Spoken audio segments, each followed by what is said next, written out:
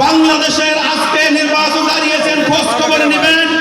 একটি বড় দলের ৬১ জন এমপি প্রার্থী হচ্ছে ঋণগ্রস্ত এবং হচ্ছে ঋণ খেলাপি।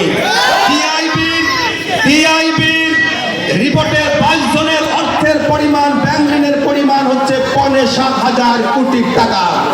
যারা আওয়ামী লীগের আমলে এইসব ব্যাংক থেকে সুবিধা নিয়ে বাড়ি গাড়ি করেছেন, অর্থবিত্ত হয়েছেন, তারা সরকার ক্ষমতায় গেলে শুধু বাড়ি গাড়ি করবে না, দেশকে বিক্রি করে দেবে।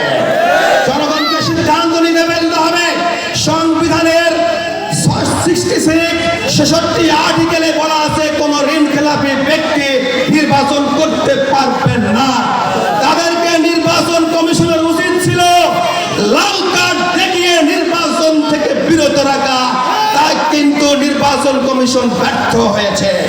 এই কার্ড এখন জনগণের হাতে রয়েছে। 12 তারিখে জনগণ হলুদ কার্ড নয়, গ্রিন কার্ড নয়, জনগণ এইসব ঋণ খেলাপি ব্যাংক ডাকাতদেরকে লাল কার্ড দেখিয়ে ছাড়বে। আজকে দু একটা কথা হাবড় নিয়ে বলতে চাই। বাত ব্যথা, প্যারালাইসিস কিংবা আর্থ্রাইটিস, আধুনিক ফিজিওথেরাপি ও পুনর্বাসন চিকিৎসায় নির্ভরযোগ্য নাম ডিপিআরসি। আমরা সবাই হাবড়ের পক্ষে, কি বলেন আপনারা?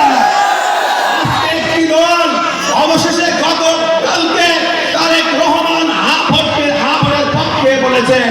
আমরা ধন্যবাদ দিতে চাই। দেরিতে হলেও তাদের চেতনা ফিরেছে, বুদ্ধির উদয় হয়েছে।